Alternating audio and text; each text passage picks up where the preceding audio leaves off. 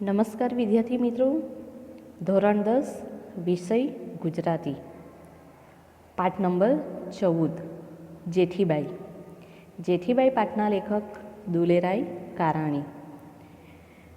દુલેરાય કારાણીનો જન્મ તારીખ 26/2/1896, અવસાન તારીખ 26/2/1989.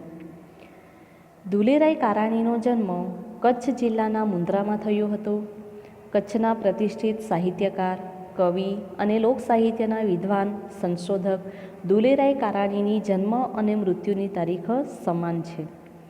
તેમણે બ્લેક હિલ્સ ઓફ કચ્છ ગ્રંથનો કારા ડુંગર કચ્છાજા નામે અનુવાદ કર્યો છે.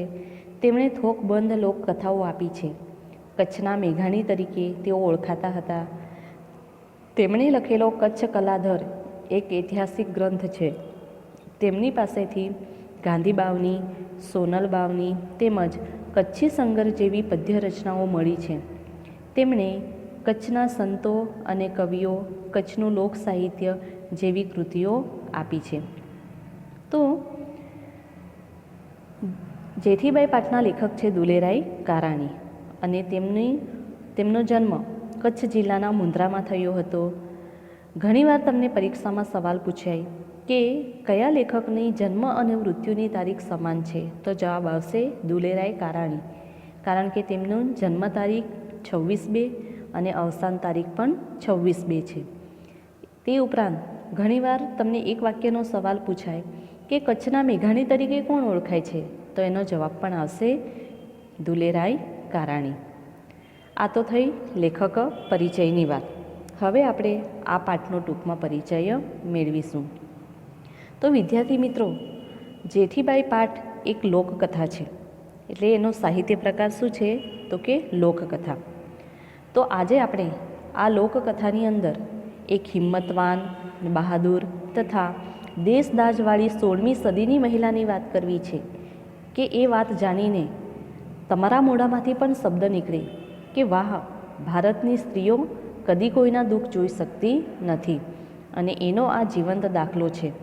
એ હતી કચ્છ માંડવીની બ્રહ્મક્ષત્રિય વલેરા સવજીની પુત્રી જેઠીબાઈ, જેને ટાટરિયા અટકના પંજુ નામના યુવાન સાથે પરણાવી હતી. તે યુવાન કચ્છ માંડવીથી ધંધા માટે દીવ બંદર આવી વસ્યો હતો ને તેને કપડાં રંગવા ને છાપવાનો મોટો વેપાર હતો. પણ તે અકાળે અવસાન પામતા તેની વિધવા જેઠીબાઈ આ વ્યવસાય સંભાળતી હતી. તે વખતે દીવ પોર્ટુગીઝોના વહીવટ હેઠળ હતું અને તે વખતે એવો કાયદો હતો કે કોઈ નિરાધાર બાળક હોય, એટલે કે અનાથ બાળક હોય, તો તેને જબરજસ્તી ખ્રિસ્તી બનાવી દેવું. હવે જેઠીબાઈના કારખાનામાં પણ કાનજી નામનો એક કામદાર હતો કે જેની પત્ની નહોતી અને કામદાર પણ મરણ પથારીએ હતો. પણ પોતાના દીકરાને ખ્રિસ્તી બનાવી દેવાશે એ ચિંતામાં તેનો જીવ નીકળતો ન હતો. જેઠીબાઈએ એ છોકરાનું લગ્ન કરાવી તેને પરણિત જાહેર કરાવી દીધો. પણ તે પછી તેઓ આ કાયદા વિરુદ્ધ જાહેરમાં પડ્યા અને પોર્ટુગલની મહારાણીને મળીને કેવી રીતે આ અન્યાયી કાયદાથી દીવની પ્રજાને મુક્ત કર્યા તે આપણે આ પાઠમાં જોઈશું. પાઠની શરૂઆત કરીશું. રાવો શ્રી ભારમલ્લજીના રાજ્ય અમલ દરમિયાન માંડવીની ખત્રિયાણી જેઠીબાઈની હિંમત અને કુનેહનો આ કિસ્સો માત્ર કચ્છ માટે જ નહીં પણ સમસ્ત ભારતના ઇતિહાસમાં સુવર્ણ અક્ષરે અંકિત રહેશે. તો વિદ્યાર્થી મિત્રો, આ એકદમ સાચી ઘટના છે અને આ ઘટના કચ્છના રાજા ભારમલ્લજીના રાજ્ય શાસન દરમિયાન બની હતી.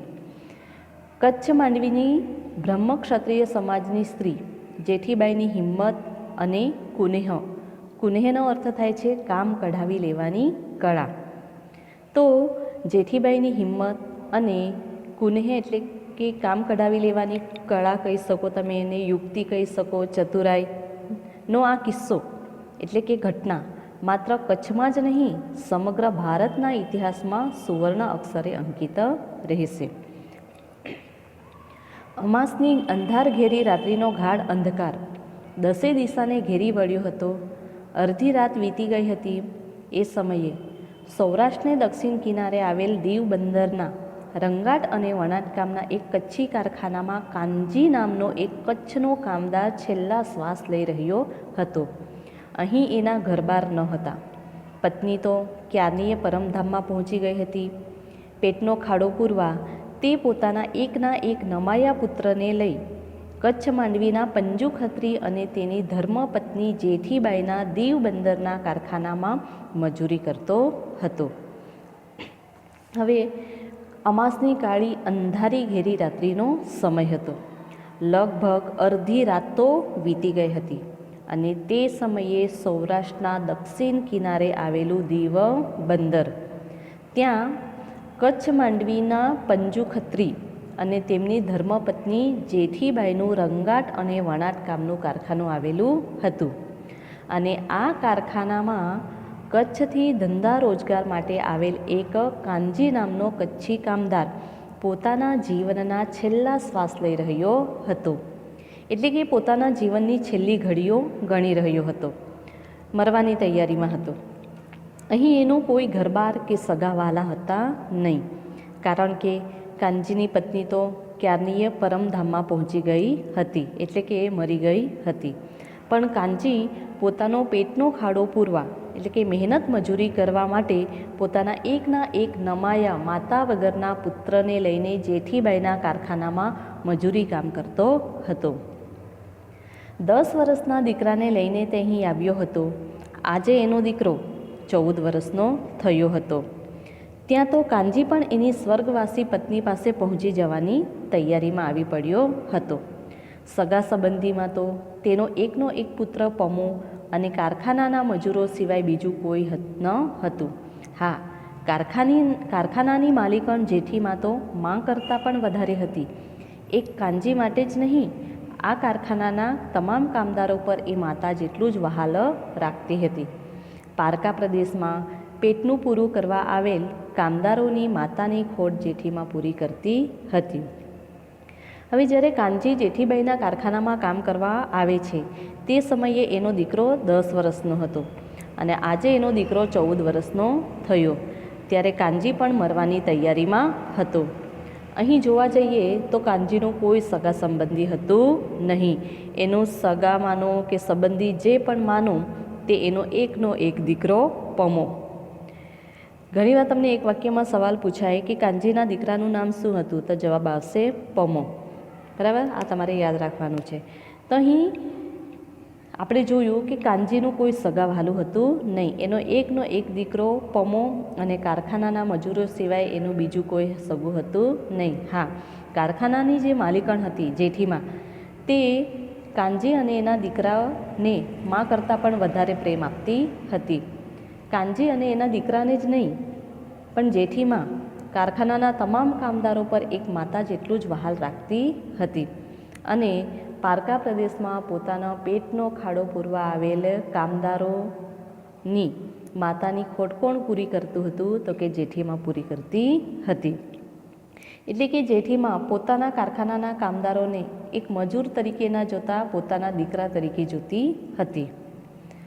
જેઠીમાએ કચ્છ માંડવીથી ઉપડીને દીવ બંદરમાં રંગાટ અને વણાટકામનું એક મોટું કારખાનું ઊભું કર્યું હતું. ભારતના રંગાટકામના હુનરમાં કચ્છનો ફાળો મોટો હતો.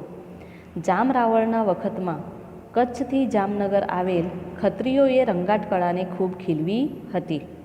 સમસ્ત સૌરાષ્ટ્રમાં જામનગરનું રંગાટકામ એક અવાજે વખાણાતું, પરંતુ જેઠીબાઈએ તો દૂર દૂરના દીવ બંદર પર પસંદગી ઉતારી હતી. દીવ બંદરથી એના કારખાનાનો પુષ્કળ માલ પરદેશ પણ ચડતો હતો.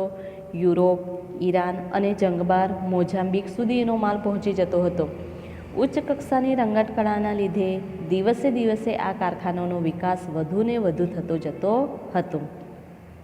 હવે જેઠીબાઈનું મૂળ વતન કયું હતું, તો કે કચ્છ માંડવી. પણ જેઠીબાઈએ પોતાના કારખાનાની સ્થાપના ક્યાં કરી હતી, તો કે દીવ બંદરે કરી હતી. અને જેઠીબાઈએ દીવ બંદરે શેનું કારખાનું ઊભું કર્યું હતું, તો કે રંગાટ અને વણાટકામનું કારખાનું ઊભું કર્યું હતું. હવે જોવા જઈએ તો ભારતનું જે રંગાટકામનું જે હુન્નર એટલે કે જે કળા છે એ કળામાં કચ્છનો ફાળો સૌથી મોટો છે. અને જામનગર જિલ્લાના સ્થાપક જામ રવળના વખતમાં કચ્છથી જામનગર આવેલ ખત્રીઓએ રંગાટ કળાને ખૂબ ખીલવી હતી, એટલે કે ખૂબ જ પ્રખ્યાત કરી હતી. અને તે સમયે સમગ્ર સૌરાષ્ટ્રમાં જામનગરનું રંગાટ કામ એક અવાજે વખાણાતું હતું. છતાં પણ જેઠીબાઈએ પોતાના રંગાટ અને વણાટકામનું કારખાના માટે જામનગરમાં કારખાનું સ્થાપવાના બદલે એમણે પોતાની કારખાનાની સ્થાપના ક્યાં કરી? તો કે દૂર દૂરના દીવ બંદર પર એમણે પોતાનું કારખાનું સ્થાપ્યું. હવે દીવ બંદરથી એના કારખાનાનો પુષ્કળ માલ પરદેશ પણ જતો હતો, એટલે કે માત્ર ભારતમાં જ નહીં પણ ભારત સિવાયના બીજા બધા દેશોમાં પણ એમના કારખાનાનો માલ જતો હતો, જેવા કે યુરોપ, ઈરાન, જંગબાર, મોઝામ્બિક જેવા દેશોમાં એના કારખાનાનો માલ જતો હતો.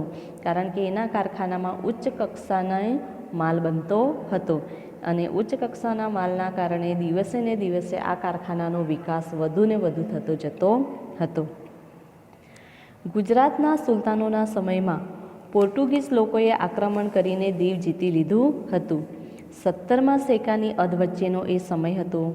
પોર્ટુગલની મહારાણી વતી દીવનો વહીવટ પોર્ટુગીઝ ગવર્નર ચલાવી રહ્યો હતો.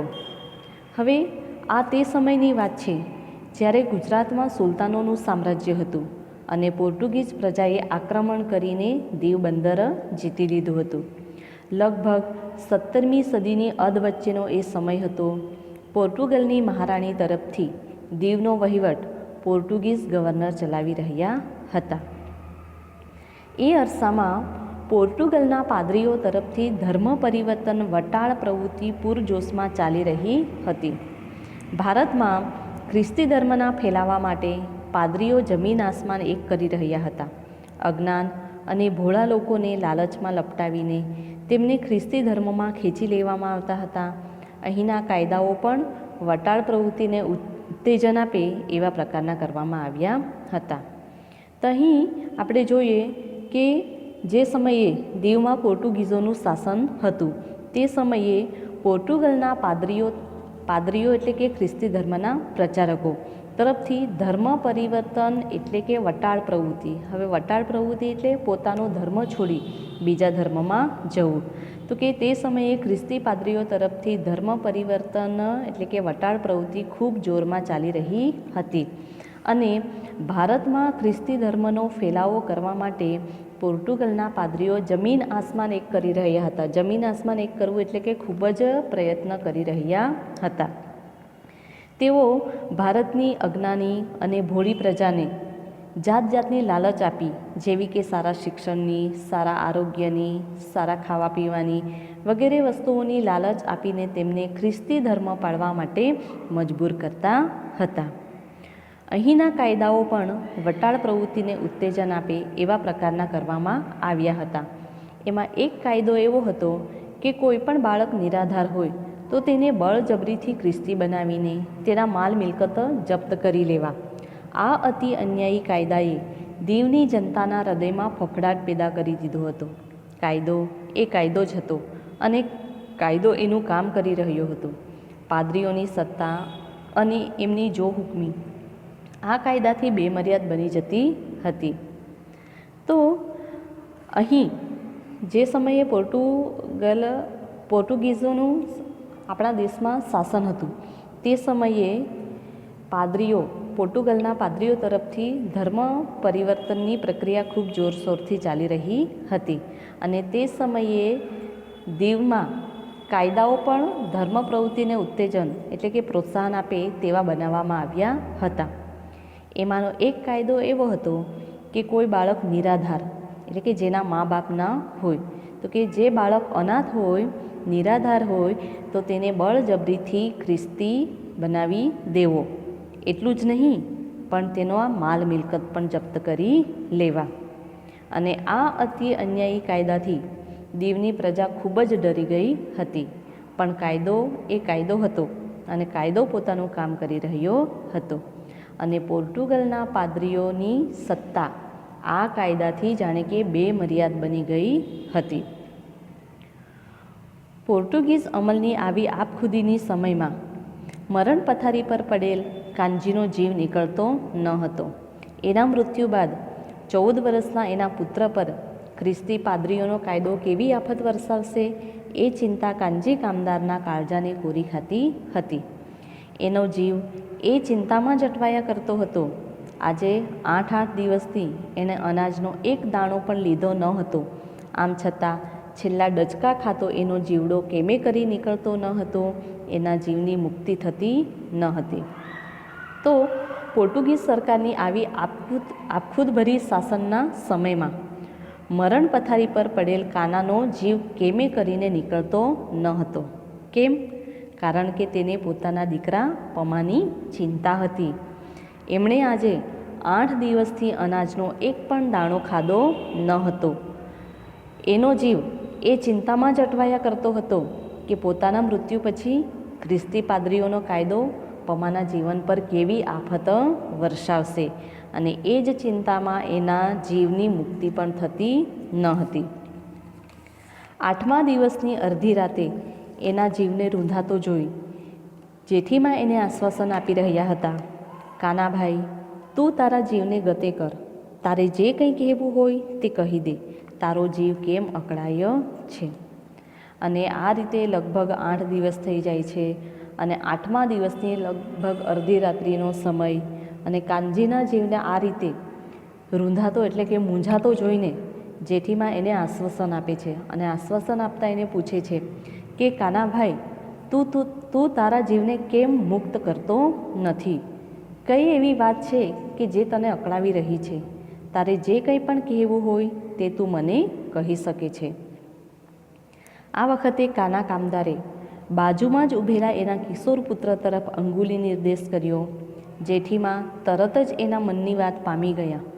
કિશોરનો હાથ પોતાના હાથમાં લઈને કહ્યું, કાના, હું આજે ભગવાનને સાક્ષી રાખીને પ્રતિજ્ઞા લઉં છું કે મારું આખું કારખાનું ઊંધું વળી જાય તો પણ તારા દીકરાને ઊની આંચ આવવા નહીં દઉં. આજથી આ દીકરો તારો નથી પણ મારો છે. તું સુખેથી તારો જીવ ગતે કર.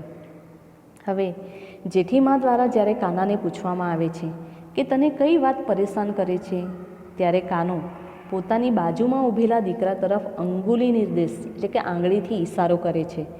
અને જેવો એ આંગળીથી ઈશારો કરે છે કે જેઠીબા તરત જ કાનાના મનની વાતને સમજી જાય છે. જેઠીમાં પમાના હાથને પોતાના હાથમાં લઈને કાનાને વચન આપે છે કે કાના, હું આજે ભગવાનને સાક્ષી રાખીને પ્રતિજ્ઞા લઉં છું કે ભલે મારું આખું કારખાનું ઊંધું વળી જાય, એટલે કે મારા કારખાના પર ગમે તેટલી મોટી મુશ્કેલી આવશે તો પણ હું તારા દીકરાને ઊની આંચ આવવા નહીં દઉં. ઊની આંચ આવવા નહીં દઉં એટલે કે જરાય દુઃખ કે તકલીફ પડવા નહીં દઉં. આજથી આ દીકરો તારો નથી પણ મારો છે. તું તારા જીવને શાંતિથી મુક્ત કર. જેઠીમાના આ શબ્દોએ કાનાના અંતરના ઉત્પાતને સમાવી દીધો. એનું મૂંઝાતું મનડું શાંત બની ગયું. જેઠીમાના વચનોમાં એને પૂરેપૂરી શ્રદ્ધા હતી. થોડી જ વારમાં એના પ્રાણો પરવારી ગયા. હવે આ બાજુ જેઠીમા કાનાને વચન આપે છે કે પમાનું જીવન બચાવવા જતાં મારે ગમે તેટલી મોટી મુશ્કેલીઓનો સામનો કરવો પડે તો પણ હું તારા દીકરાને જરા પણ દુઃખ કે તકલીફ પડવા નહીં દઉં. અને જેઠીમાના આ શબ્દો સાંભળીને કાનાના અંતર એટલે કે હૃદયમાં જે તોફાન મચેલું હતું તે શાંત થાય છે. તેનું મૂંઝાતું મન પણ શાંત થઈ જાય છે. અને જેઠીમાના વચનો પર એને પૂરેપૂરી શ્રદ્ધા હતી. અને જેઠીમાના વચન પર શ્રદ્ધા રાખીને થોડી જ વારમાં એના પ્રાણ પરવારી ગયા. પ્રાણ પરવારી જવા એટલે કે મૃત્યુ થઈ જવું. ખેલ ખરાખરી ન હતો. કાનાના અવસાનની વાત બહાર પડી જાય તો તે જ ઘડીએ પાદરીઓ અને પોલીસોનો ધસારો આખા કારખાનામાં ઉથલપાથલ મચાવી દે એવું હતું. કાનાના નિરાધાર દીકરાને અને એની ઘર વખરીને પણ ખેંચી જાય. જેઠીમાએ સમય સૂચકતા વાપરીને કાનાના મૃત્યુની વાત પર પડદો પાડી દીધો અને બીજી જ દિશામાં પગલાં માંડ્યા. એ જ રાતે કારખાનાના એક બીજા કામદારની પુત્રી સાથે કાનાના પુત્ર પમાના લગ્ન પણ કરાવી દીધા. લગ્નવિધિ પૂર્ણ થતાં ઝડપી ગતિએ પમાનું નવું ઘર મંડાવી દીધું. હવે જેઠીમાના વચનો પર શ્રદ્ધા રાખીને કાનાનું તો મૃત્યુ થઈ જાય છે, પણ હવે ખરાખરીનો એટલે કે બરાબરીનો ખેલ કોના માટે હતો? જેઠીમા માટે હતો. કારણ કે જો કાનાના અવસાનની વાત બહાર પડી જાય તો તે જ સમયે ખ્રિસ્તી પાદરીઓ પોલીસોને લઈને જેઠીમાના કારખાનામાં આવી જાય અને કાનાના મા બાપ વગરના દીકરાને લઈ જાય. એટલું જ નહીં, તેની ઘર વખરી પણ ખેંચી જાય. એટલે જેઠીમાએ પહેલાં તો શું કર્યું? સમય સૂચકતા એટલે કે હોશિયારી વાપરી. તેમણે કાનાના મૃત્યુની વાત પર પડદો પાડી દીધો. એટલે કે કાનાના મૃત્યુની વાતને એમણે બહાર પડવા દીધી નહીં અને તેમણે કાનાના દીકરા પમાના જીવનને બચાવવા માટે તે જ રાત્રે કારખાનાના બીજા એક કામદારની દીકરી સાથે પમાના ઘડિયા લગ્ન કરાવી દીધા. એટલું જ નહીં, તેમણે પમાનું નવું ઘર પણ વસાવી આપ્યું.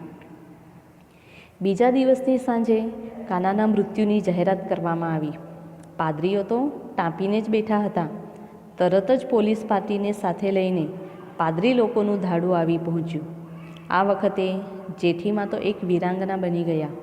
પાદરીઓ અને પોલીસ આડે દિવાલ જેવા બનીને તેણે નિડરતાથી પડકાર કર્યો કે કાનાનો પુત્ર નિરાધાર નથી, એ તો ક્યારનો એ પરણી બેઠો છે, લગ્ન ગ્રંથિથી જોડાઈ ગયો છે. તો આવી રીતે બીજા દિવસની સાંજે કાનાના મૃત્યુની વાત જાહેર કરવામાં આવી. હવે પોર્ટુગલના પાદરીઓ તો આ જ તકની રાહ જોઈને બેઠા હતા. પાદરીઓ તો તરત જ પોલીસનો કાફલો લઈને જેઠીબાઈના કારખાનામાં પહોંચી ગયા. પણ જેઠીમાં તો તે સમયે જાણે કે એક વીરાંગના બનીને પોલીસ અને પાદરીઓની વચ્ચે દિવાલ બનીને ઊભા રહી ગયા અને પૂરી નિડરતાથી એટલે કે બિલકુલ પણ ડર્યા વગર એમને પડકાર ફેંકતા શું કહે છે કે કાનાનો પુત્ર નિરાધાર નથી, એ તો ક્યારનો એ પરણી બેઠો છે, લગ્ન ગ્રંથિથી જોડાઈ ગયો છે. એટલે કે જે કાનાના પુત્રને તમે લેવા માટે આવ્યા છો એ હવે નિરાધાર રહ્યો નથી. કેમ? કારણ કે એના તો લગ્ન થઈ ગયા છે, લગ્ન ગ્રંથિથી એ જોડાઈ ગયો છે. જેઠીમાનું રૂપ આજે તો રણચંડી જેવું બની ગયું હતું. પોલીસ ઓફિસર પણ તેની તેજસ્વીતા આગળ ઢગાઈ ગયા. થોડા ધમપછાડા મારી સૌ પાછા ફર્યા. તો જાણે કે જેઠીમાનું રૂપ આજે કેવું લાગતું હતું? તો કે એક રણચંડી જેવું લાગતું હતું. પોલીસ ઓફિસરો પણ એની પ્રતિભા જોઈ, એની તેજસ્વીતા જોઈ જાણે કે ચોંકી ગયા. તેમણે પમાને પોતાની સાથે લઈ જવા થોડા ઘણા ધમપછાડા એટલે કે પ્રયત્ન કરી જોયા, પણ એમને સફળતા ન મળી, એટલે તેઓ ત્યાંથી ચાલ્યા ગયા. આમ છતાં એ લોકો ઝટ મમત મેલી દે એવા ન હતા, કારણ કે એ તો મમતીલી પોર્ટુગીઝ સરકારના પાદરી હતા. કાનાનો મુકદ્દમો એ લોકો દીવાની પોર્ટુગીઝ અદાલતમાં લઈ ગયા. કાનાના પુત્રના લગ્ન ફોક કરવા એમણે ન્યાયની અદાલતનો આશરો લીધો, પણ થયેલ લગ્ન ફોક થઈ શકે નહીં એવો હિન્દુ ધર્મના અબાધિત અધિકારનો અદાલત પણ ભંગ કરી શકે નહીં. અદાલતમાં આખરે આ લગ્ન કાયદેસર ગણાયા અને પોર્ટુગીઝો હાથ ઘસતા રહી ગયા. તો કે આ રીતે જેઠીબાઈ પમાના ઘડિયા લગ્ન કરાવીને એમને પાદરીઓના કાળા કાયદામાંથી બચાવી તો લે છે, પણ આ તો જિદ્દેલ પોર્ટુગીઝ સરકારના પાદરીઓ હતા. તેઓ આટલા જલ્દી પોતાની જીદ છોડી દે એવા ન હતા. તેઓએ શું કર્યું? તો કે કાનાના દીકરા પમાનો મુકદ્દમો એટલે કે કેસ દીવાની પોર્ટુગીઝ અદાલતમાં લઈ ગયા. કેમ? તો કે એ લોકો કાનાના પુત્ર પમાના લગ્ન ફોક કરવા એટલે કે વ્યર્થ કરવા માગતા હતા અને એમણે પમાના લગ્નને ફોક કરવા માટે ન્યાયની અદાલતનો સહારો લીધો. પણ હિન્દુ ધર્મના નિયમ પ્રમાણે એકવાર લગ્ન થઈ જાય ત્યાર પછી એ લગ્નને કોઈ પણ તોડી શકે નહીં. એવો હિન્દુ ધર્મના અબાધિત અધિકારનો અદાલત પણ ભંગ કરી શકી નહીં. ઉલટો અદાલતે તો શું કર્યું? આ લગ્નને કાયદેસર જાહેર કર્યા. આમ પોર્ટુગલના પાદરીઓને અહીં પણ કંઈ જ હાથ લાગતું નથી, એટલે કે એ લોકો હાથ ઘસતા રહી ગયા. અહીં પણ એમને શું મળે છે? હાર મળે છે. આ રીતે જેઠીમાનો નૈતિક વિજય તો થયો, પરંતુ પોર્ટુગીઝ સરકારનો જાલિમ કાયદો એના અંતરમાં હજુ કાંટાની પેઠે ખટકતો હતો. આ કાળા કાયદાના સકંજામાંથી છૂટવા માટે કયો રસ્તો લેવો, એ જ વિચારો એના અંતરમાં રાત દિવસ ઘોળાતા હતા. તો કે આ રીતે પમાની જિંદગી બચાવીને જેઠીમાને વિજય તો મળે છે, પરંતુ પોર્ટુગીઝ સરકારનો આ અત્યાચારી કાયદો એના અંતરમાં એટલે કે હૃદયમાં કાંટાની માફક ખટક્યા એટલે કે વાગ્યા કરતો હતો. એના મનમાં રાત દિવસ એ જ વિચારો ચાલ્યા કરતા હતા કે કઈ રીતે આ અત્યાચારી કાયદામાંથી દીવને પ્રજાને બચાવવી, કારણ કે આવા લગ્ન કરાવી આપવા એ ધર્માંતર ટાળવાનો ઉકેલ નહોતો. કારણ કે આવી ઘટનાઓ તો વારંવાર બનતી જ રહેતી હતી. જેઠીમાં દરેક સમયે દરેક જગ્યાએ આવા પ્રસંગમાં હાજર હોય જ એ શક્ય નહોતું. તેથી આ કાયદાને જડમૂળથી નાબૂદ કરવાનું જેઠીમાં વિચારે છે. જેઠીમાની સામે પોર્ટુગીઝની હઠાગ્રહી સરકાર હતી. સીધો સામનો કરવાથી તો આ સરકાર એની ચાંચડની માફક ચોળી નાખે એવો એ જમાનો હતો. એટલે જેઠીમાએ એક નવો જ માર્ગ ગ્રહણ કર્યો. હવે જેઠીમાની સામે કોણ હતું? પોર્ટુગીઝની હઠાગ્રહી એટલે કે જીતેલ સરકાર હતી. જેઠીમા સીધો તેમની સામે અવાજ ઉઠાવવા જાય તો આ પોર્ટુગીઝ સરકાર તેને ચાંચડની માફક ચોળી નાખે, એટલે કે ક્રૂરતાથી તેને વાતને દબાવી દે. એટલે જેઠીમાએ આ કાયદાને નાબૂદ કરવા માટે એક નવો જ માર્ગ અપનાવ્યો. તો જેઠીમાએ કયો માર્ગ અપનાવ્યો? તો તેમણે શું કર્યું?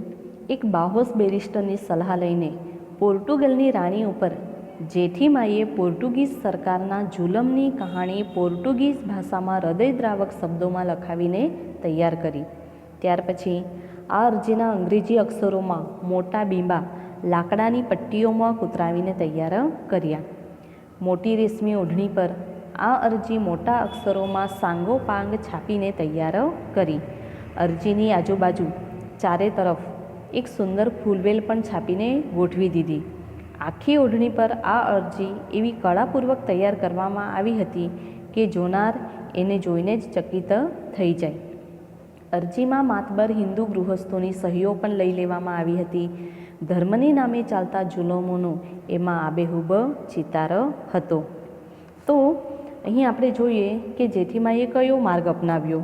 તો કે તેમણે એક બાહોશ એટલે હોશિયાર, બેરિસ્ટર એટલે કે વકીલની સલાહ લઈ પોર્ટુગલની રાણી ઉપર પોર્ટુગીઝ સરકારની જુલમ એટલે કે અત્યાચારની કહાની પોર્ટુગીઝ ભાષામાં અત્યંત હૃદયદ્રાવક શબ્દોમાં લખાવીને તૈયાર કરી. ત્યાર પછી આ અરજીના અંગ્રેજી અક્ષરોમાં મોટા બીંબા લાકડાની પટ્ટીઓમાં કોતરાવીને તૈયાર કર્યા. ત્યારબાદ મલમલના તાકામાંથી પોતાના રંગે રજની તમામ કળા વાપરી એક ચૂંદડી બનાવી. તેમાં અક્ષરો અરજી રૂપે છાપી દીધા. કારણ કે જેઠીમાં પોતે જ કપડાં રંગવાની માહેર અને નિષ્ણાંત હતી. તો આ ચૂંદડીમાં તો તે શું ખામી રહેવા દે. આખરે આખો પ્રસંગ ચૂંદડીમાં જ અરજી સ્વરૂપે ફૂલવેલ બુટ્ટાની છાપ વચ્ચે એવી કળાપૂર્વક તૈયાર કરી દીધો કે જે કોઈ પણ એને જોઈ તે જોતા જ રહી જાય.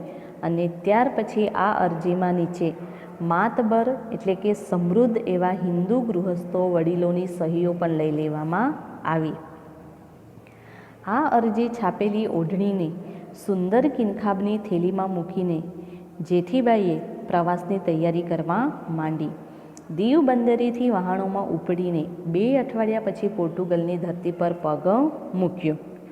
તો કે આ અરજીને એટલે કે આ અરજી છાપેલી ઓઢણીને સુંદર કિનખાબ એટલે કે મલમલની થેલીમાં મૂકીને જેઠીબા દીવ બંદરેથી વહાણમાં બેસીને લગભગ 2 અઠવાડિયા એટલે કે 14 દિવસ પછી પોર્ટુગલ પહોંચે છે. અહીં આવી પોર્ટુગલના ગવર્નરના 2 મોટા અધિકારીઓની જેઠીબાઈએ મુલાકાત લીધી. એકનું નામ હતું એન્ટોનિયો મેલો દ કેસ્ટ્રો અને બીજાનું નામ હતું એનલી કેસ્ટ્રો દ રાલ. આ બંને અધિકારીઓએ ઘણી જ સહાનુભૂતિથી જેઠીબાઈને મુલાકાત આપી. એની બધી હકીકત પણ ધ્યાનમાં લીધી. આ મુલાકાત વખતે જેઠીબાઈ ધોળે દિવસે હાથમાં સળગતી મસાલ લઈને ગઈ હતી. કારણમાં એમ હતું કે પોર્ટુગીઝ સરકારના રાજ્યમાં ઘોર અંધકાર છે, એટલે એને પ્રકાશની જરૂર છે. હવે જેઠીબાઈ આ રીતે 14 દિવસનો પ્રવાસ કરીને પોર્ટુગલ પહોંચે છે અને પોર્ટુગલ પહોંચીને જેઠીબાઈ પોર્ટુગલના 2 મોટા અધિકારીઓને મળી. એમાં એકનું નામ હતું એન્ટોનિયો મેલો દ કેસ્ટ્રો અને બીજાનું નામ હતું એનલી કેસ્ટ્રો દ રાલ. હવે આ બંને અધિકારીઓને જ્યારે જેઠીમાં મળી ત્યારે તેમના તરફથી તેમને ઘણી સહાનુભૂતિ પણ મળે છે. એટલું જ નહીં પણ જેઠીમાની જે પણ રજૂઆત હતી તે આ અધિકારીઓએ ઘણી ધ્યાનથી સાંભળી અને જેઠીમાં જ્યારે આ ગવર્નરોને મળે છે ત્યારે ધોળે દિવસે પોતાના હાથમાં સળગતી મસાલ લઈને જાય છે. તો આ જોઈને પેલા ગવર્નરોને આશ્ચર્ય થાય છે. એટલે ગવર્નરો એને પૂછે છે કે આવી રીતે ધોળા દિવસે સળગતી મસાલ લઈને આવવાનું કારણ શું? ત્યારે જેઠીમાં એમને કહે છે કે તમારા રાજમાં ધોળા દિવસે પણ ઘોર અંધકાર છવાયેલો છે, એટલા માટે તમને પ્રકાશની જરૂર છે.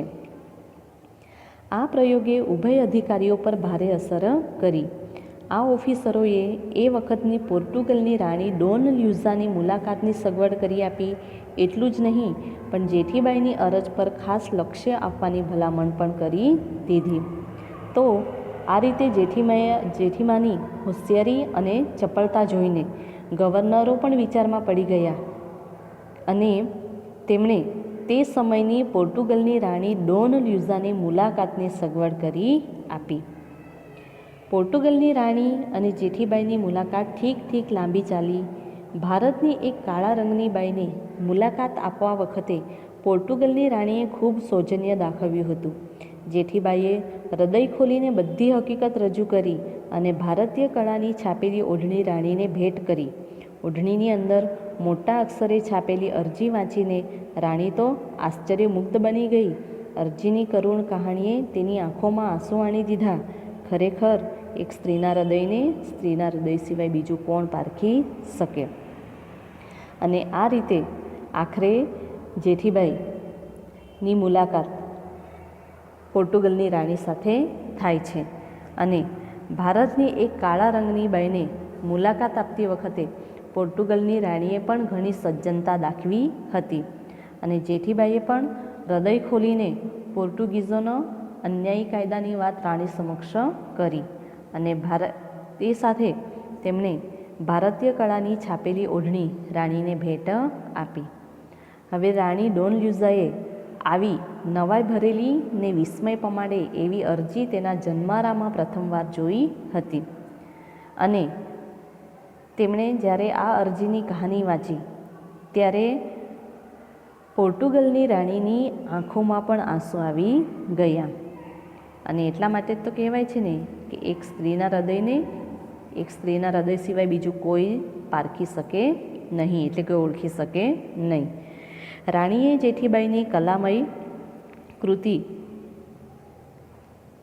અને હિંમત માટે ધન્યવાદ આપ્યા અને આભારની લાગણી વ્યક્ત કરી. ભારતમાં પોર્ટુગીઝ સત્તાનો જુલ્મી કાયદો તેને પોતાના ખાસ ફરમાનથી રદ કરાવ્યો.